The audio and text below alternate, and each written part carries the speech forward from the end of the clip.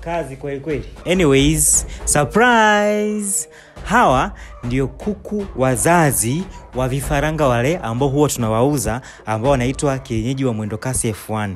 Sasa hawa ndio wazazi wao. Kwa haraka tu nataka nikufikisha ujumbe mmoja kwamba hawa kuku na wao pia wana wazazi wao, na wazazi wao pia wana wazazi wao, na wazazi wao pia wana wazazi wao, lakini wote hawa wanapatikana Kuku Village.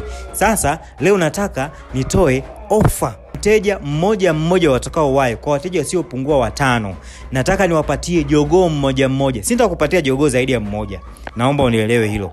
Na lengo ninataka uende ukafuge kwenu au uende ukafuge kijini kwako. Uweze kuboresha kuku wako wa kienyeji kwa kuwapandisha na hawa kuku ili uweze kupata kuku mbegu bora. Ila hawatakuwa mwendokasi, ila utapata mbegu nzuri kabisa. Yaweza kuwa ni zaidi ya mwendokasi pia, kwa sababu hawa ni mbegu bora. Lakini ukiwa na mbegu bora zaidi, maana yake utapata kilichokuwa bora zaidi na zaidi. Sasa basi nitakupa offer, badala ya kukuuzia shilingi 100,000 hawa kuku, nitakufanyia offer discount ya 50%, ambapo nitakupatia kwa shilingi 50,000 tu. Kwa hiyo kama utapenda kumiliki hawa kuku, nataka nikwambie ni mmoja tu, nafikiri unawaona, mmoja tu, sitaki kukuuzia au kukupatia zaidi ya mmoja. Kwa hiyo nitakupatia kuku mmoja tu ili uende ukaboreshe kuku wako. Kama uko interested, namba zinaonekana ziko hapo, basi utaweza kupata. Kwa kukumbusha tu, hawa kuku wana umri wa mwaka 1.5. Kwa hiyo kuku wa mwendokasi wana uwezo wa kuishi mpaka miaka 4.